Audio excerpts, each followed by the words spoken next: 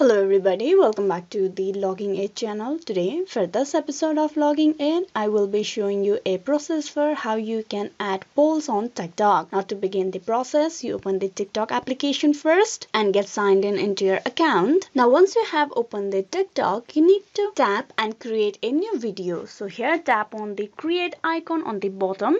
Now you record a video.